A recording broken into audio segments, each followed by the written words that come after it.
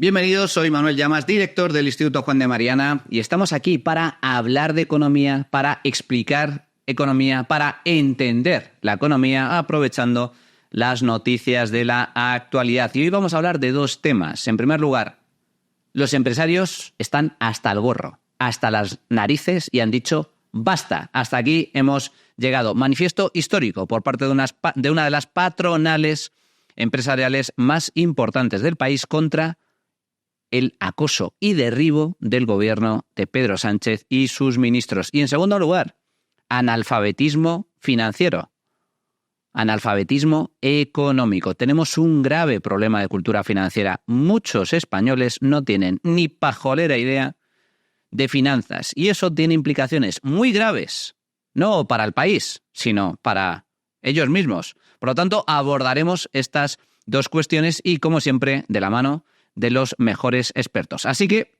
si ya estáis preparados, arrancamos.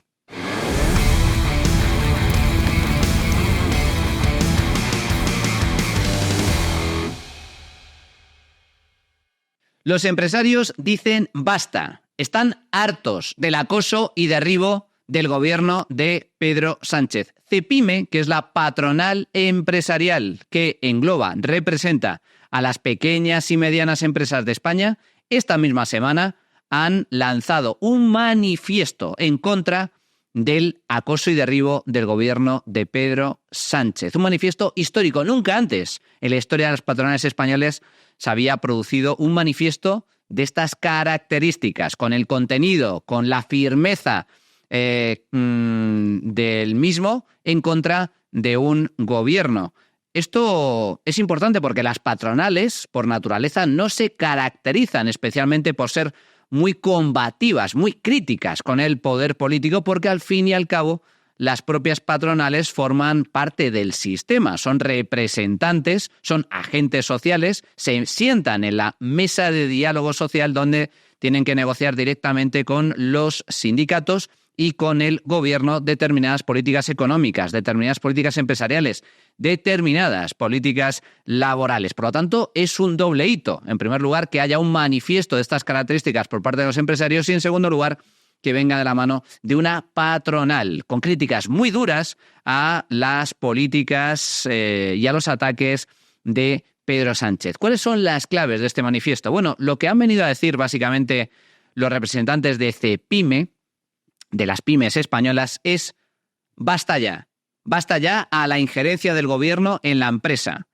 basta ya al intervencionismo que se ha aprobado por parte del Ejecutivo, en donde se ataca directamente la flexibilidad y el buen funcionamiento de las compañías, basta ya a la sobreregulación, basta ya al excesivo control sobre la empresa, al aumento de los costes laborales y las cargas burocráticas, al aumento de los impuestos, a las amenazas, al discurso estigmatizador hacia el empresario, los ataques del gobierno diciendo que los empresarios son malos, incluso con nombres y apellidos. Dicen, o han dicho ya, basta ya a este tipo de ataques y de acoso. Y lo que proponen es algo de pura lógica. Básicamente, que desde el gobierno lo que se tiene que incentivar, lo que se tiene que defender, respaldar, es precisamente la iniciativa privada.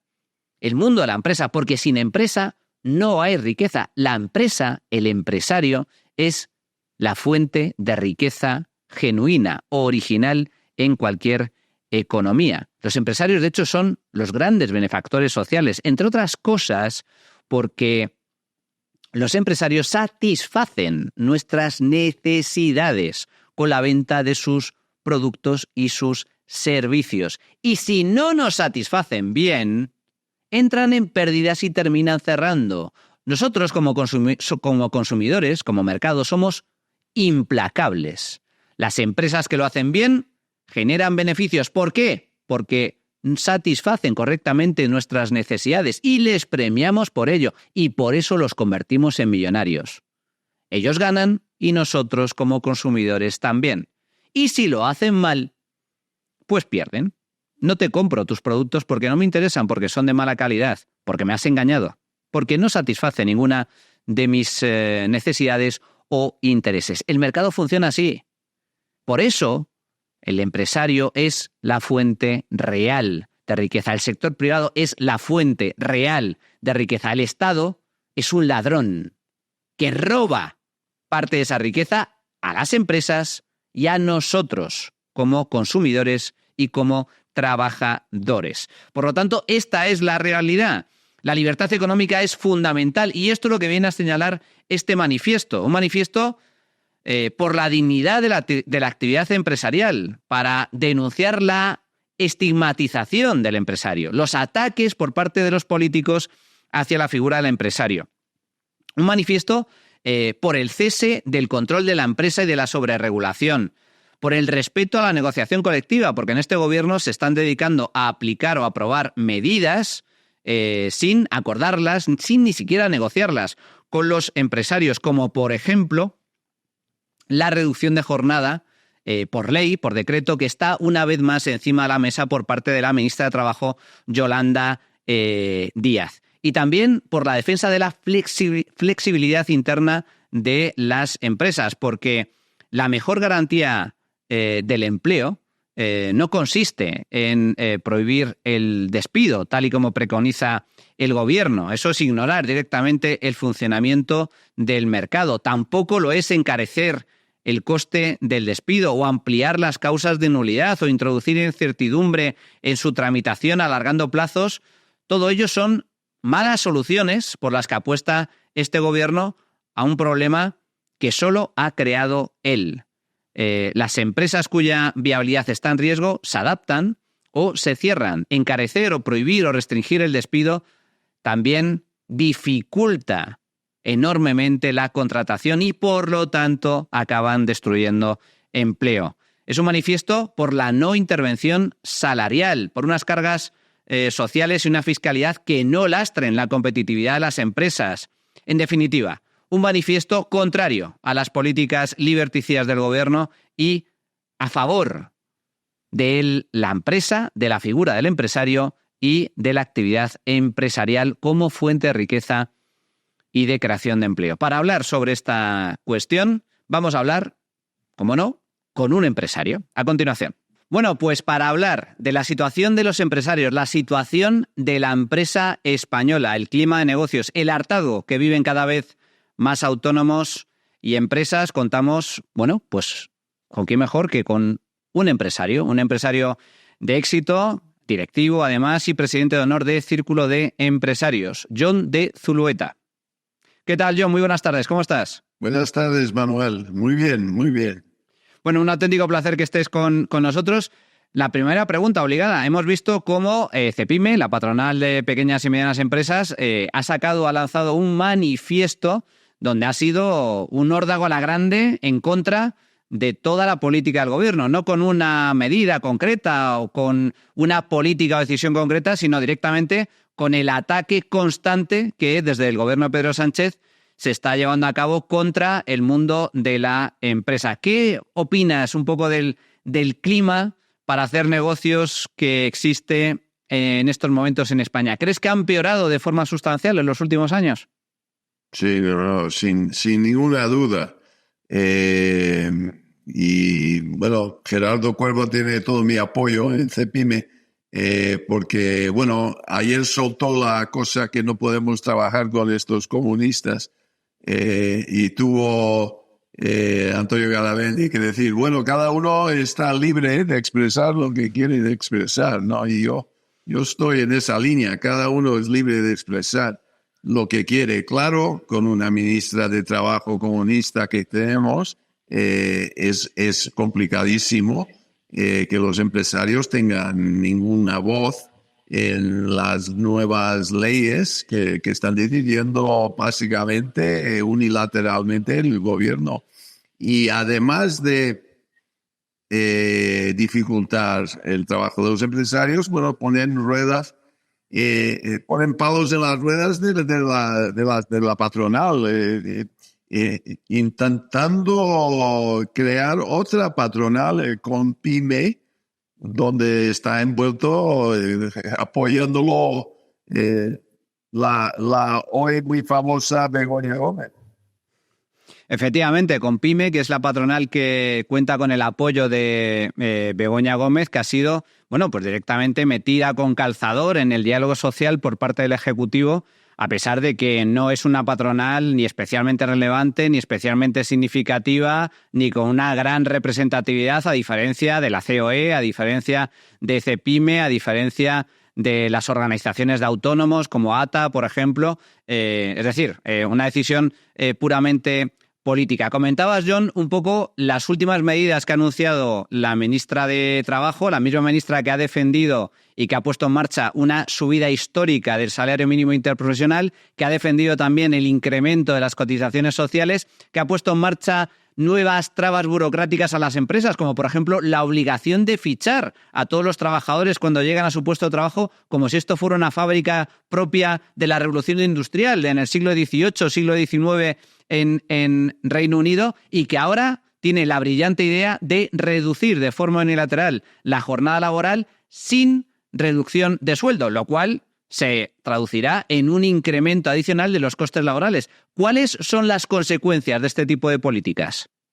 Pues muchísimo más gasto para muchos empresarios, sobre todo empresas pequeñas y sobre todo sectores específicos como son la construcción, hostelería. Es muy complicado las tiendas. Contratar gente, tendrá que contratar más gente, ¿no? Y entonces eso es un gasto. La verdad es que hay empresas donde se puede trabajar perfectamente 37 horas o 37 horas y media a la semana. En mi época de Sanitas, y te estoy hablando de años finales de los 90 y principio de los 2000, trabajábamos 37 horas y media y no hubo ni una caída de productividad para ese tipo de empresa. Pero eso tiene que estar decidido por la empresa y depende mucho del sector. Y lo de Café para Todos, 35 horas en Francia, fue un fracaso, como sabemos. Mucho negocio. Yo estuve relacionado con una empresa de seguros en Francia y el centro de llamadas, el call center, lo trasladaron a Barcelona por el tema de los 35 horas. Efectivamente, el caso francés es paradigmático porque se puso en marcha la reducción también unilateral de la jornada laboral y la consecuencia fue que el propio gobierno de Francia, pocos años después, tuvo que dar marcha atrás y derogar esa reforma porque se había traducido en estancamiento salarial, en más incomodidad para los trabajadores porque tenían menos flexibilidad a la hora de escoger horarios, en definitiva, que terminaba perjudicando a los mismos a los que el gobierno decía que iba a beneficiar. También en ese manifiesto de CEPIME se habla del señalamiento a empresarios. Yo no sé, John, cómo de preocupante es esto, porque hemos visto por boca del gobierno, por boca del presidente, por boca de ministros, señalar directamente a empresarios con nombre y apellidos, como es el caso de Juan Roch, el dueño y fundador de Mercadona, como es el caso de Amancio Ortega, un gran empresario de este país y de a nivel global, el líder mundial en el sector textil, también señalado de forma recurrente por parte del gobierno. Tenemos el caso de Ferrovial. Acordémonos de cuando decidió trasladar su sede fiscal societaria a Holanda para precisamente poder cotizar en el mercado norteamericano y también fue señalado directamente por el presidente del gobierno. Esto es inédito en cualquier país serio. Es inédito en cualquier país serio, lo has dicho, Manuel, y sobre todo Rafael del Pino ha mantenido su domicilio en España, está pagando impuestos en España. La sede de su empresa efectivamente fue Ámsterdam, pero por razones de que quieren cotizar en la bolsa en Nueva York, ya está a punto de empezar ahí. Y también querían acceso a capital en cantidades grandes que necesitan para sus obras de infraestructura, que no se obtiene fácilmente en España, vamos a ser claros. Pero no se puede atacar el señor que es dueño de más o menos la mitad del negocio, porque él mantiene su residencia en España y entonces eso fue muy injusto. Amancio Ortega es otro que muy injusto porque está dando dinero a la sanidad pública para toda una serie de equipamiento que está obsoleto en la sanidad pública española, sobre todo los aceleradores lineales. Y luego Juan Roig, que ha levantado una empresa de la nada y domina el mercado ahora de supermercados de grande superficie en España, pero si lo ves está como más o menos el doble, vende más o menos el doble que Carrefour, o sea que ha hecho un éxito enorme. Y él tiene la lanzadera de startups. ¿Qué más quisiera este gobierno tener startups de éxito en este país? Da la sensación de que cualquier empresa que le vaya bien tiene que ser señalada, tiene que ser insultada, tiene que ser atacada. Y esto, no sé cómo lo ves tú, John, es preocupante porque es un ataque a precisamente el principal motor de crecimiento del país. ¿Tienes la sensación de que de alguna forma España, de la mano del Partido Socialista, se ha podemizado, se ha convertido ha escorado a la extrema izquierda y está abrazando ya abiertamente ideas peligrosas desde el punto de vista económico y social, mucho más cercanas a países bolivarianos de América más que países europeos? No, absolutamente. Bueno, como sabes, Manuel, yo nací en Boston, yo soy norteamericano y en Norteamérica el apoyo a la empresa, aunque sea Biden presidente o aunque sea Trump presidente, el apoyo es total. El Círculo de Empresarios, donde soy presidente de honor, como has mencionado, fue fundado como una copia del Business Roundtable de Washington, ¿no? Donde los primeros ejecutivos del país se reúnen, pero tranquilamente con el presidente y tranquilamente reunieron con Donald Trump hace unas semanas, ¿no? Tienen acceso directo a los senadores y a los representantes, o sea, a la gente que hace la legislación. Están tratados con respeto. ¿Qué pasó aquí? Bueno, empezó con Zapatero que no se puso de pie en un... era un 12 de octubre, un desfile, la bandera americana pasó por delante, no se puso de pie, eso claro, causó muchos problemas diplomáticos. Luego la venta de fragatas a Venezuela, que claro está en la lista negra americana, la venta de fragatas con armamento sofisticado y tecnología sofisticada americana incluida. Y eso también, bueno, fue también un susto. O sea que sí, este gobierno además tiene comunistas, declarados comunistas, en su lista de ministros. Y eso para un gobierno americano es totalmente cruzando la línea roja.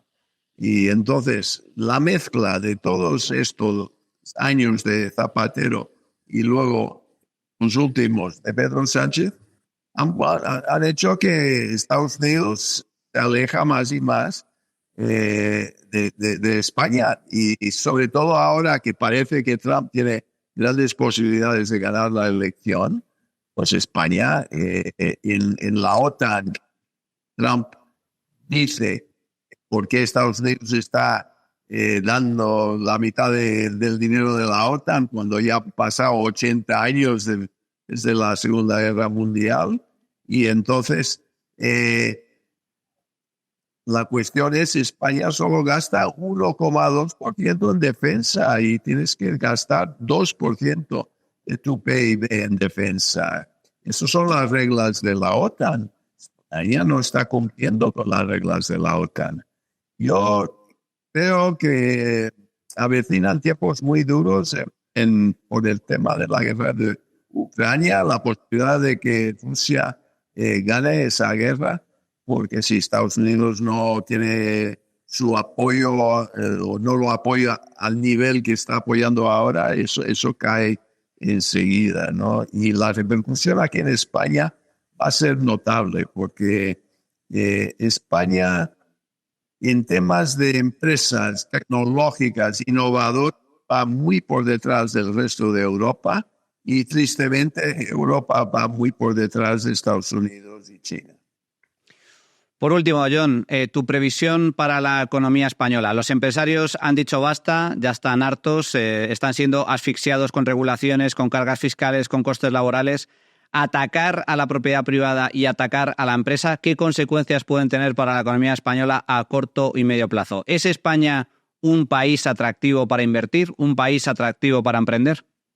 Bueno, eso justamente, Manuel, es el punto donde más se ha notado. En el primer trimestre, la inversión extranjera es más o menos 1/3 de lo que fue el año pasado. O sea, el dinero tiene otros sitios donde ir. El dinero se mueve libremente y las inversiones van donde ven que hay ayuda, donde el gobierno tiene apoyo. Y en Europa en este momento, por ejemplo, hay un programa de microchips, el programa CHIP de la Unión Europea, que están financiados con 24.000 millones de euros. Es un programa muy importante. Pues yo te puedo decir, Manuel, que han pasado todas las empresas fabricantes de microchips, empezando con Taiwan Semiconductor, de China, de Taiwán, ¿no? Seguido por Samsung de Corea del Sur, seguido por Intel de Estados Unidos. Y todos han pasado por la Moncloa, todos han mirado por España y ninguno, y Broadcom es otro, ninguno ha aterrizado aquí para hacer la fábrica de chips. ¿Por qué? Porque España no ven el apoyo del gobierno, un apoyo sólido, y no ven la infraestructura alrededor de la posible nueva fábrica de pequeñas empresas tecnológicas, como existe, por ejemplo, en Holanda. Estamos perdiendo el tren de la tecnología y el futuro va por ahí. Somos muy fuertes en turismo y construcción, pero turismo más que nada es lo que está apoyando nuestra estructura económica. Y el problema del turismo es, y lo hemos visto con el COVID, es que cae. España cayó más que ningún otro país en Europa, porque turismo puede, o sea, no tiene estructura.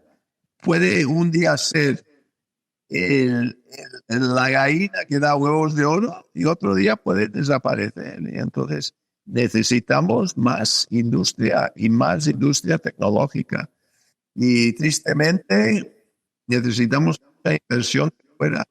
Y cuando hay en países que realmente van detrás de los empresarios, las empresas, les ayudan y la empresa lo nota, pues ¿cómo va España en este momento a competir con ellos para volver a donde empezamos? Una ministra de Trabajo comunista que quiere controlar el horario, que quiere que todo el mundo ficha. Estamos volviendo hacia atrás. Y luego no hay diálogo social con los empresarios. Es todo trágala. Esto es la nueva ley. Han subido, no sé qué, 3 veces el salario mínimo, ¿no? Eso es muy complicado para empresas del sector textil, por ejemplo, sector agrícola. No vemos ningún sector con mucho apoyo en este momento, incluso el vehículo eléctrico, que es la gran esperanza, porque en automoción España es número 2 en Europa en cuanto a fabricación de autos después de Alemania, pero yo vi que la renuncia de Wayne Griffith, el CEO de SEAT Volkswagen el otro día, porque está frustrado, no tiene apoyo necesario. Este es de los pocos gobiernos que no está incentivando la compra de vehículos eléctricos. El vehículo eléctrico es más caro que el de combustión en ese momento. Si el gobierno no da, como en el Reino Unido, 1.000 libras para que compres el coche, pues no vamos a vender coches eléctricos y tristemente es así. Pues John de Zulueta, empresario directivo, presidente de honor de Círculo de Empresarios, muchísimas gracias. Fuerte abrazo. Un abrazo, Manuel. Muy bien, pues esta es la realidad. Los empresarios se quejan y se quejan con razón. Están siendo atacados, vilipendiados, señalados, asfixiados por este gobierno de socialistas y de comunistas. Y sin empresa, amigos, no hay fuente de riqueza ni fuente de empleo. Así que el panorama económico para España a corto y medio plazo es tristemente negro. En España tenemos muchos problemas. Uno de ellos es, desde luego, la falta de crecimiento, el empobrecimiento, el estancamiento económico que vivimos desde hace años como consecuencia, entre otras cosas, de la falta de productividad, del ataque constante a la empresa y la propiedad privada. Pero otro, un problema que nos atañe a nosotros mismos, que no depende tanto de los políticos, que nos corresponde a nosotros, es el de la educación financiera, el de la cultura financiera. Tenemos un gravísimo problema de falta de cultura financiera. Así lo pone de relieve una vez más el último informe PISA, que mide la calidad educativa en los países de la OCDE, correspondiente al año 2022. Los resultados son dantescos, los resultados son terriblemente malos para los españoles. Resulta que los jóvenes, nuestros queridos jóvenes estudiantes, se sitúan por debajo de la media de la OCDE en competencias financieras. La competencia financiera de los alumnos españoles se sitúa en 492 puntos en 2018, mientras que en 2022 los españoles registraron pues una puntuación todavía menor. Hemos retrocedido en materia de cultura financiera. Tenemos 6 puntos menos que en el año 2018, 12 puntos menos que la media de la OCDE. Este informe distingue hasta 5 niveles de rendimiento en materia de conocimientos financieros, siendo el quinto el más alto. Pues bien, el 25% de los estudiantes españoles se sitúa en el nivel 4 y 5. Bueno, nivel razonable, un nivel aceptable. Pero es que el 58% se sitúa en un nivel medio, el 17% en un nivel bajo y tan solo el 5% registran el mayor nivel de conocimiento. Muchos alumnos, por poner un par de ejemplos, creen que el dinero que prestan los bancos cuando solicitas una hipoteca, cuando solicitas un crédito al consumo, no hay que devolverlo. Piensan que no hay que devolver los préstamos por pura ignorancia, por puro desconocimiento.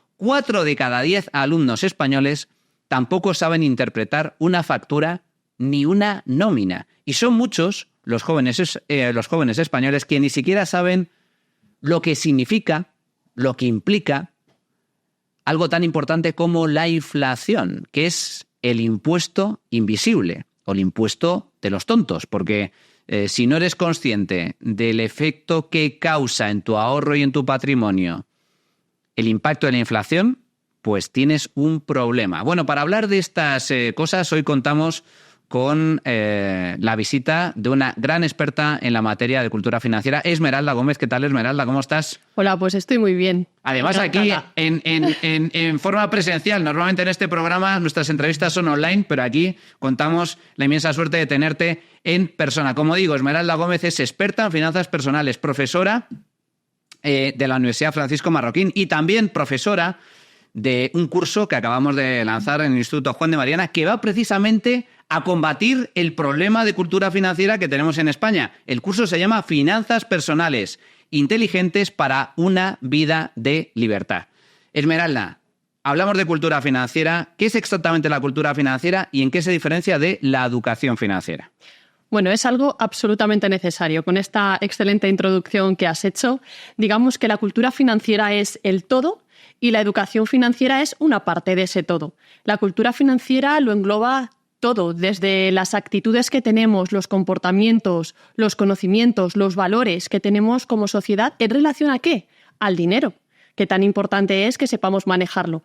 Y acotamos un poquito. Nos vamos al mundo de la educación financiera y aquí nos vamos ya a las habilidades, al conocimiento que tenemos que conocer en relación a cosas tan importantes como lo es el presupuesto, saber utilizar las tarjetas de crédito, qué es una nómina o qué es una factura, saber que cuando pedimos un préstamo lo normal es que lo devolvamos y otros aspectos que deberían ser naturales y estar interiorizados antes de salir al mundo laboral, antes de salir al mundo al que tarde o temprano todos nos vamos a enfrentar.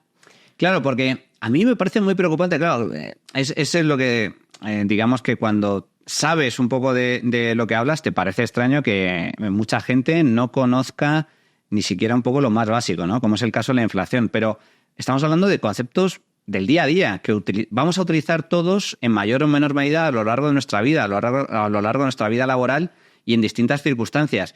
¿Por qué es importante que las personas comprendan términos como ingresos, gastos, ahorro, inversión, deuda, tipos de interés, inflación, el papel que juegan los bancos centrales? ¿Por qué es importante para nuestro día a día? Empiezo por el final de la pregunta. El día a día es algo que utilizamos todos los días, en todo momento, y luego tiene lugar la vida. Pero las finanzas, cualquier decisión de la que estamos haciendo, yo para venir a este plato he tenido que dejar el coche en un lugar para pagar algo que va a llevar un IVA asociado, todo absolutamente gira alrededor del dinero. Realmente es como este séptimo sentido. Esto lo he pensado hace un rato. El sexto, digamos que es esta intuición que también trabajamos en el curso. Las finanzas, la economía es una ciencia social. Te lo dice una matemática. Pero después tenemos que desarrollar algo que se va desarrollando con el tiempo. No es algo inmediato. La educación financiera se va adquiriendo con el paso del tiempo. Es algo como el músculo que hay que ejercitar cada día. ¿Por qué? Pues porque abarca absolutamente todo, desde cómo hacer la compra, cómo comparar los precios, hasta algo más sofisticado como podría ser la amortización de un sistema de amortización francés, que es el que tenemos aquí en Europa. Pasando por cualquier aspecto, cualquier cosa que me digas que has hecho hoy, tiene implícitas las finanzas. Por eso es importante. Todo lo demás es secundario, pero si nosotros somos capaces de tener esta base, podemos empezar a elevar la visión y pensar en cómo constituir una empresa, pensar y poder dimensionar los problemas que tenemos en un país ahora mismo como España, cuando tenemos bastantes trabas burocráticas, bastantes trabas fiscales, bastantes trabas a nivel regulatorio o en cuanto a la propiedad privada. Esto es educación financiera también. ¿Cómo afecta digamos que a nuestras finanzas o a nuestro bienestar económico el hecho de tener cultura financiera o no tenerla? Con casos concretos, por ejemplo, yo conozco el caso de un empresario que tiene un patrimonio que a base de trabajar toda su vida, que casi 1 millón de euros. Oye, pues que ya con eso prácticamente puedes ya empezar a pensar que desde luego puedes alcanzar la libertad financiera, puedes vivir directamente de rentas. Pero este empresario en concreto ha decidido que durante toda su vida sí ahorraba. La parte del ahorro la tenía clara, pero tenía el dinero en el banco. O sea, la cantidad de dinero que ha perdido por dejar el dinero en un banco, en una cuenta corriente sin remunerar. Es decir, o lo mismo cuando compras una casa, te acercas al banco, negocias una hipoteca y realmente no sabes lo que te están vendiendo, no sabes lo que te están colando, no comprendes los términos básicos, luego te los lee el notario, pero como tampoco lo acabas de entender, tampoco sabes la diferencia entre si conviene hipoteca a tipo de interés variable o a tipo de interés fijo, o cuáles son las consecuencias. Es decir, el hecho o no de tener esos conocimientos básicos realmente te puede cambiar la vida. Radicalmente. De hecho, tú has dicho la teoría, yo voy a decir la práctica. Voy a decir cuánto está perdiendo ese empresario ahora que ya ha acumulado, imaginemos, 1 millón de euros en cash. Tú quieres que le dé un infarto, ¿no? No, yo quiero que haga el curso conmigo y que me dé las gracias el día de mañana, porque va a ser muy rápido recuperar la inversión.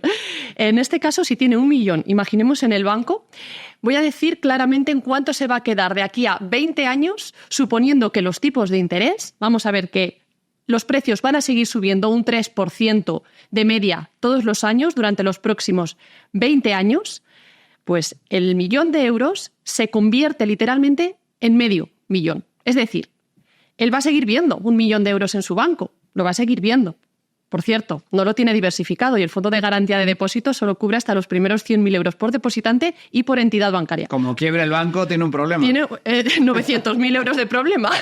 Pero bueno, voy a suponer que no ha hecho el curso y vamos por partes. Se le queda, el día de mañana podrá comprar exactamente la mitad de dinero, o sea, porque los precios habrán subido al doble. Y esto es la pérdida de poder adquisitivo que cualquier persona, no solo este millonario, que por cierto no es tanto cuando se invierte desde edades tempranas. 1 millón de euros, sé que ahora mismo para la inmensa mayoría de personas le puede sonar algo muy, muy, muy aspiracional y lejano, pero cuando empiezas a invertir, y este es el segundo punto de la segunda pregunta, no es solo llegar a esa ansiada libertad financiera, que lo que hace es repercutir en la salud del individuo. No estoy hablando de llevar mejores ropas, de tener mejores alimentos, de llevar joyas, no. De lo que estoy hablando es de dormir bien, de poder ayudar el día de mañana a tu hijo o a tu padre cuando tengan un problema, porque todos tenemos alrededor familia para poder ayudar. Estoy hablando de poder comer a pesar de la subida de los precios, de poder aguantar en un país que nos pone trabas fiscales una tras otra sin que nos afecte al día a día. Eso es salud financiera. Y, por supuesto, tomar decisiones de forma consciente, informada. Si yo estoy sentada con una persona que me está intentando vender algo, con educación financiera y con cultura financiera, porque yo también lo tengo que interiorizar a mi persona, todas las personas somos diferentes y tenemos unos valores subjetivos únicos que hay que tener en cuenta cuando aprendemos educación financiera, yo voy a poder preguntarte y hacerte las preguntas concretas y precisas para que no me estés engañando o que los dos saquemos rédito en cualquier negociación. Eso es cultura financiera. O ir a hacer la compra y saber cómo tenemos que comparar. O si tengo que comprar con cash o me interesa más comprar con un dispositivo como este o con el reloj, poder utilizar la tecnología, los avances, pero sin olvidar que también tenemos otra serie de herramientas que nos permiten movernos en el mundo del dinero. Es un todo, como digo. Es muy, muy, muy amplio, pero bueno, para el empresario que sepa que está perdiendo dinero si no invierte y que la inversión siempre conlleva un riesgo. Y hay que conocer, educarse financieramente para que este riesgo que al principio les da miedo a todas las personas, soy consciente, con la educación este riesgo se minimiza.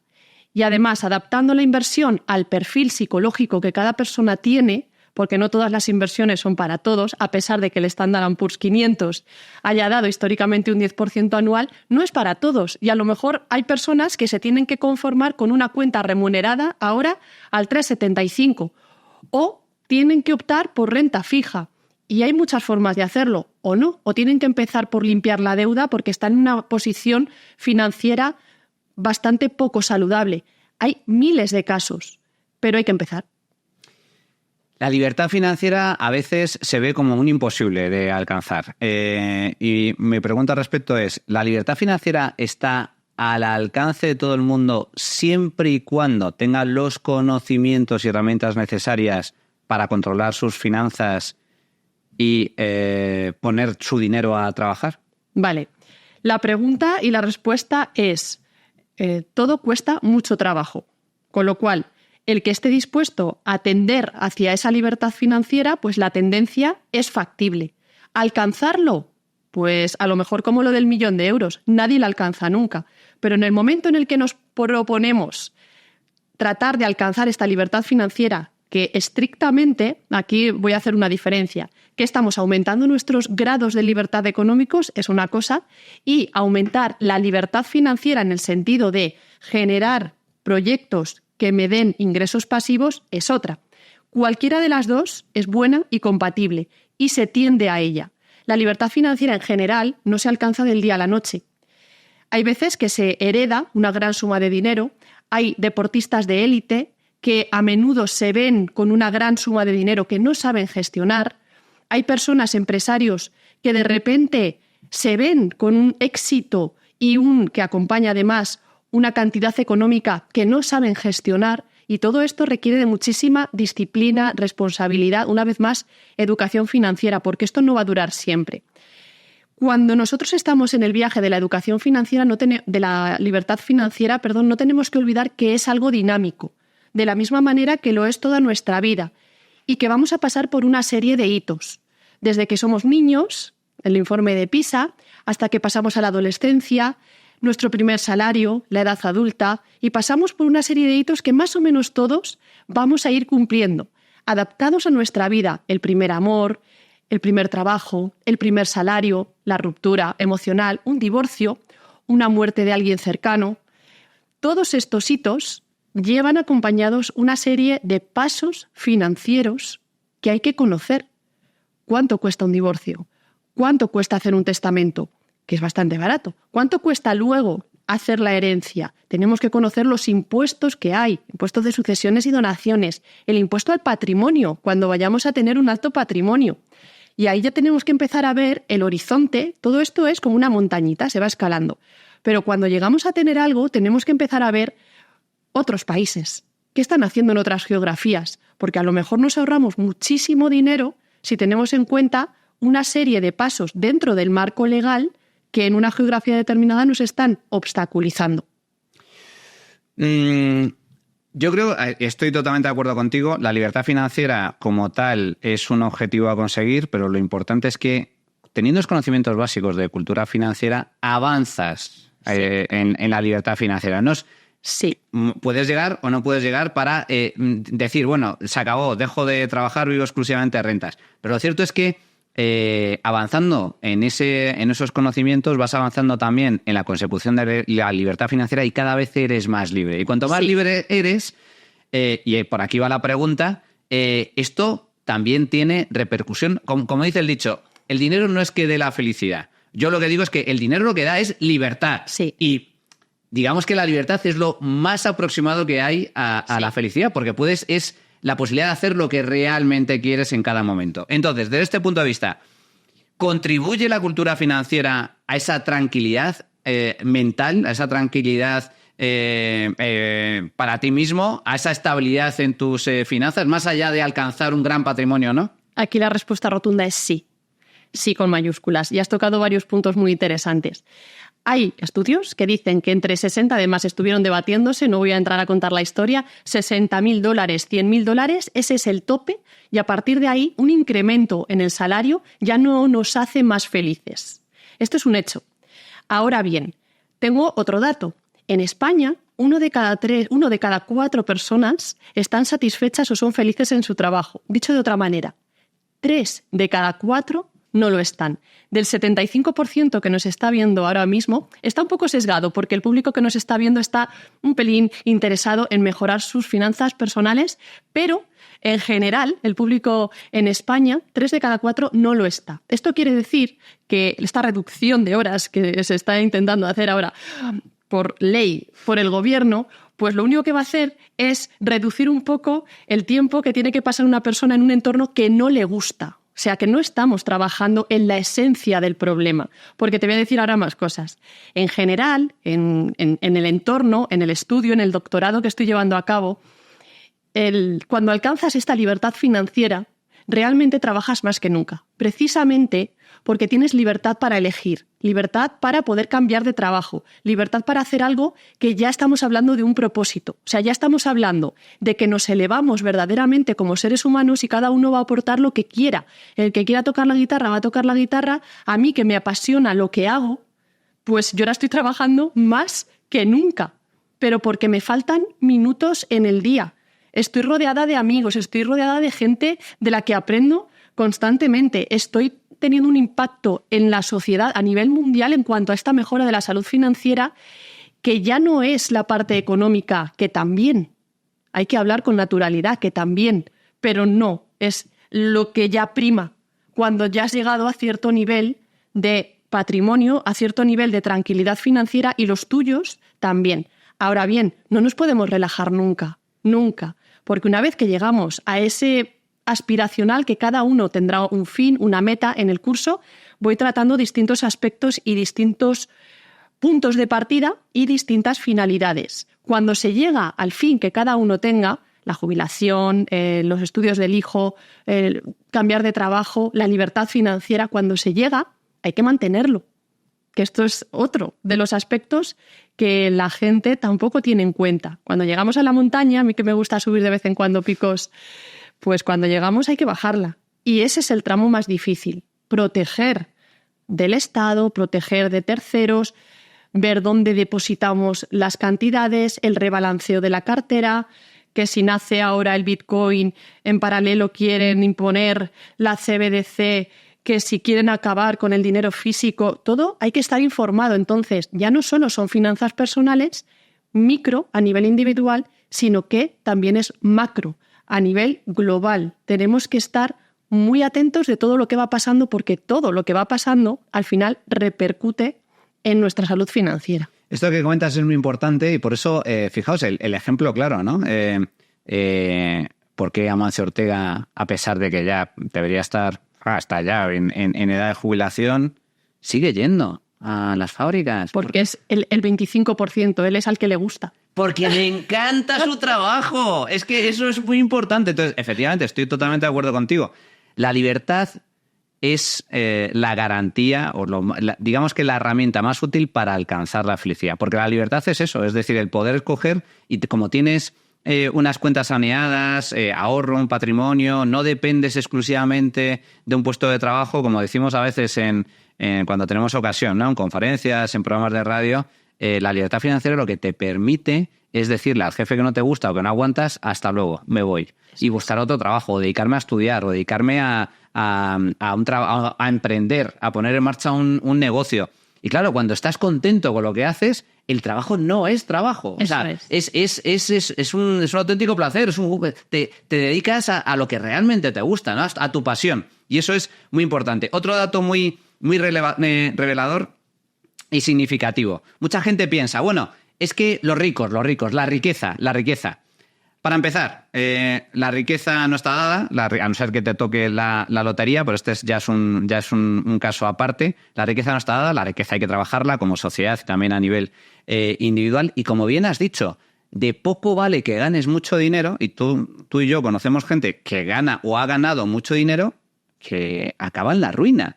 Empresarios de éxito que acaban en la ruina, deportistas de élite que ganan mucho dinero pero que luego lo invierten fatal, no saben gestionarlo, y hay estudios al respecto. La mayoría de deportistas de élite que ganan millones durante su etapa profesional acaban en la ruina. Caso paradigmático, el de la lotería. La inmensa mayoría de ganadores de la lotería, a los 5 o 6 años de que les ha tocado el gordo, se ha esfumado el dinero. ¿Por qué? Porque se ha aprovechado el amigo que no sé qué, el otro que le ha ofrecido un negocio y sin tener ni idea se ha metido de lleno, ha hecho caso al consejo. Entonces, la clave para tener unas finanzas sólidas y mantenerlas en el tiempo no es ganar necesariamente mucho dinero, sino tener el conocimiento necesario para construir ese patrimonio y conservarlo. Así es, justo. Es como, lo has dicho muy bien. De hecho, voy a contar una anécdota. Esta es personal. Yo cuando era pequeñita, haciendo alusión a esto de la lotería, en el entorno cuando decían, bueno, a todos quieren que les toque la lotería. Yo no juego a la lotería, pero yo sí que lo escuchaba en mi entorno. Yo decía, ¿quieren que le toque la lotería? Bueno, a ver cuánto toca. 1 millón, bueno, antiguamente pesetas. Cuando yo hacía estas reflexiones, decía, bueno, yo no tengo conocimiento, yo era una niña, yo no tengo conocimiento para gestionar esto. ¿Qué puedo hacer con todo esto? Ahí ya empezaba mi inquietud por no tengo el conocimiento para gestionar. Entonces, lo voy a hacer de forma ilustrativa. Al final, las personas nos vamos expandiendo con educación financiera, vamos teniendo la capacidad de almacenar más patrimonio, de almacenar más información, y es un proceso. Si no tenemos esta expansión, de nada sirve que el saco se llene, porque el saco se va a vaciar y se va a quedar del nivel que tiene la persona, el conocimiento que tiene para gestionarlo. Lo va a mal invertir, lo va a derrochar o va a volver directamente porque psicológicamente hace falta mucha entereza para gestionar millones de euros y para tener un patrimonio muy elevado. Y esto es una reflexión, el curso está lleno de extremos y es una reflexión con la que también juego, el posicionarse en tener 10 millones de euros, porque entra miedo. ¿Dónde lo almacenas? ¿Compras oro físico? ¿Compras criptomonedas? ¿Vas a tener los mismos amigos? ¿Vas a tener amigos nuevos si saben que tienen esa cantidad? Surgen un montón de preguntas que, como ves, no son financieras.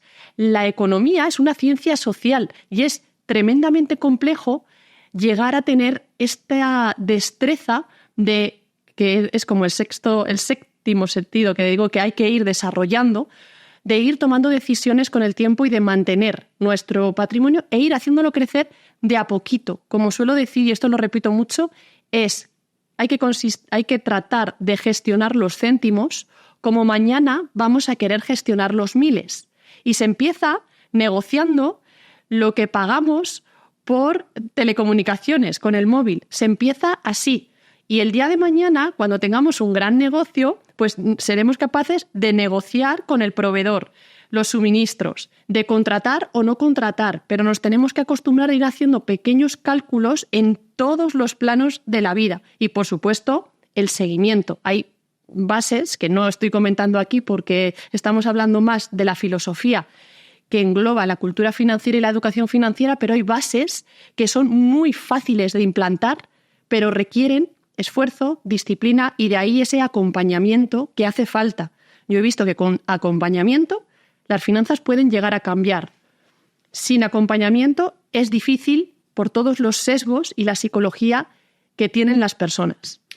En el curso se habla de muchas cosas, de presupuesto, se habla también de ahorro, se habla también de inversión, se habla también de deudas y cómo gestionarlas o eliminarlas o reducirlas. Por poner un par de ejemplos, ¿cuáles son los principios básicos de la inversión que todos deberíamos conocer? Previo a la inversión necesitamos un colchón financiero. Primero el ahorro. El ahorro. Y el ahorro genuino. Y hago un paréntesis aquí. ¿Por qué el ahorro genuino? Porque no es lo mismo que nosotros estemos gestionando un dinero que nos viene dado en forma de deuda o en forma de regalo o en forma de ayuda de un tercero que algo que nos hemos ganado nosotros. Los 1.000 euros no son lo mismo si proceden de un sitio o proceden de otro. Por ejemplo, la crisis del 2008, cuando nos daban el 110% del loan to value para la casa, para el coche y para la reforma. La gente, sin conocimiento y sin cultura financiera, se endeuda hasta lo que le dan y un poquito más allá por si acaso. Pero esto es un grandísimo error. Hay que saber decir que no, hay que saber pedir, hay que saber negociar. Entonces, el primero de la inversión es el ahorro y genuino, tener esta disciplina, ser capaz de retirar una parte de todo lo que vamos a ir ingresando y si va creciendo los ingresos, el porcentaje también crece. Si cambia la estructura de vida, a lo mejor tiene que decrecer, como todo es dinámico. Y luego dentro de la inversión, aquí ya entraríamos en el mundo individual. Yo tendría que preguntarte a ti, Manuel, pues, ¿qué perfil tienes? Perfil de inversor. Perfil de inversor. El mío es arriesgado. Arriesgado, pues entonces te vas a ir al mundo renta variable. Renta variable 100%. Un poquito de criptomonedas, vas a tener también metales preciosos, te vas a ir a ETFs, quizás o no renta fija, que también hay muchas formas de invertir. En startups, yo ahora mismo acabo de constituir una, a lo mejor te interesa. Interesante. Bueno, pues esto que acabo de decir, un poco en modo de broma, aplicaría también a una persona que sea con un perfil bastante más conservador. Y ya no solo es el perfil psicológico que tenga y esta aversión al riesgo, sino también lo que pueda. Una cosa es lo que tú seas, en este caso voy a tomar tu ejemplo de base. Imagínate que eres un perfil arriesgado. Yo ahora te hago preguntas un poquito más, no te las voy a hacer, son hipotéticas, más personales, de bueno, ¿tienes algún trabajo estable?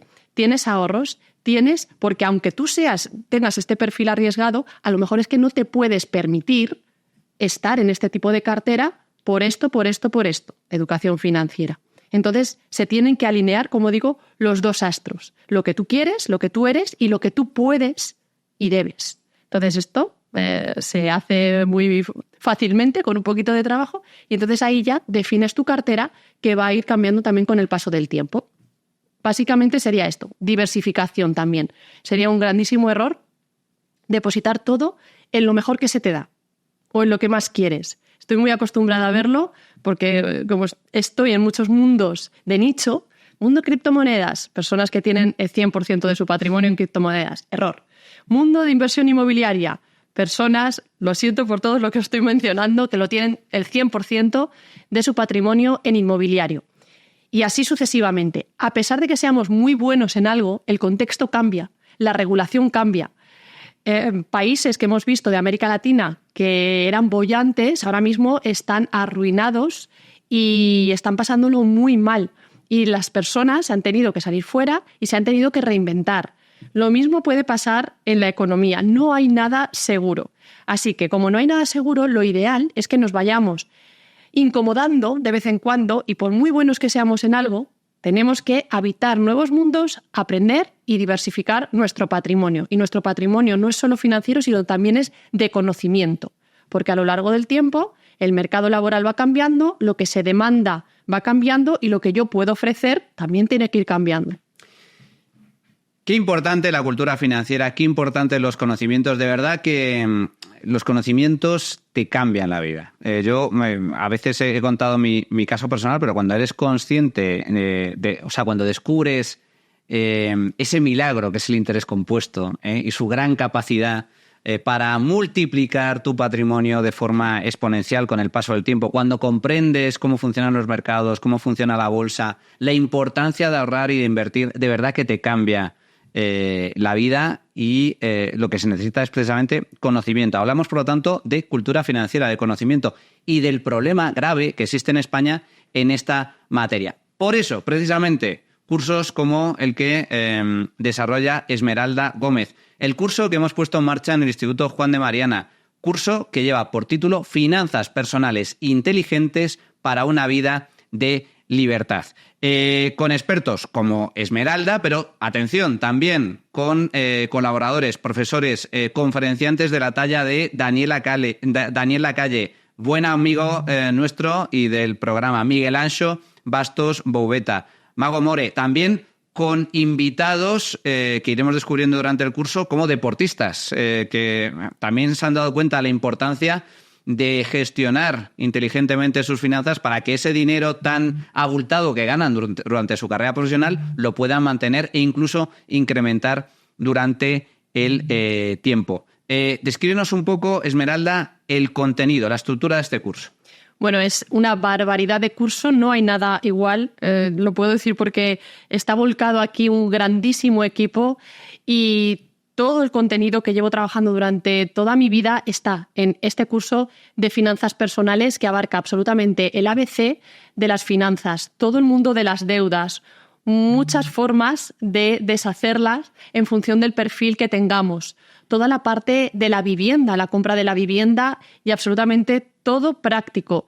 El mundo de la jubilación, cuando ya nos vamos acercando, el arco de la vida por el que vamos pasando, el mundo de los impuestos, que es tremendamente amplio y arduo y debemos conocerlo, con una visión global.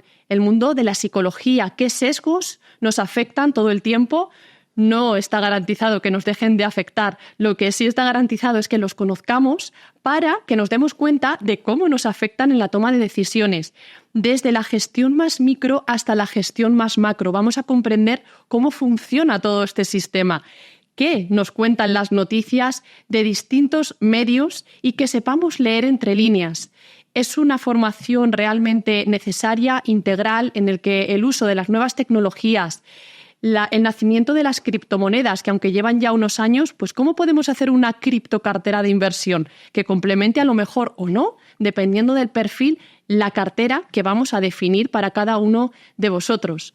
Cómo ahorrar, por supuesto, estrategias, cómo podemos reclamar, porque tenemos que tener trazabilidad y un sinfín de cosas más que por tiempo no podemos comentar y desvelar ahora. Está todo. Es un curso de lo más completo pensado específicamente para eso, para mejorar nuestra cultura financiera. Aquellos que ya la tengan, unos conocimientos básicos, etcétera, para mejorar de forma muy sustancial, de forma exponencial su cultura financiera y, desde luego, para todos aquellos que no tengan la cultura financiera necesaria, pues que tengan y que cuenten con esos conocimientos, esas herramientas básicas para poder desarrollarse con fluidez y desarrollarse de forma diligente en el ámbito de las finanzas, en el ámbito de la gestión de su propio dinero y en el ámbito también del ahorro y en el ámbito de la inversión, que es fundamental, no solo ahorrar, sino poner a trabajar ese dinero de forma inteligente. Por lo tanto, para todos aquellos que estéis interesados, que os guste el ámbito de las finanzas, que queráis mejorar vuestra cultura financiera, os recuerdo, curso del Instituto Juan de Mariana de Finanzas Personales Inteligentes para una vida de libertad. Tan sencillo como entrar en la web de formación del Instituto Juan de Mariana, se busca en Google, Instituto Juan de Mariana Formación, y ahí tenéis toda la información de este curso. Esmeralda Gómez, un auténtico placer tenerte aquí. ¿Cuánto se aprende contigo? Seguimos. Un placer, Maribel. Pues un abrazo a todos vosotros. Gracias por estar ahí. Gracias a nuestro patrocinador Primor, porque gracias a su apoyo es posible programas como este. Y también gracias a todos vosotros, a los que sois socios de B1 y a los que os tenéis que hacer socios de B1 para apoyar este proyecto independiente de información en tiempos oscuros, negros, para la prensa libre, la prensa díscola y la prensa molesta con el poder político y más concretamente con nuestro queridísimo y admiradísimo gran líder supremo Pedro Sánchez y su amada esposa Begoña Gómez. Si quieres apoyarnos, hazte socio del Club B1 Media. Además, si te haces socio anual, simplemente recordarte que tienes un mes gratis. Hasta aquí el programa de hoy. Muchas gracias a todos. Espero que os haya gustado. Despierta, que no te engañen. Y recuerda, si quieres defender la libertad, si quieres defender tu libertad, súmate al Instituto Juan de Mariana. Hasta luego, amigos.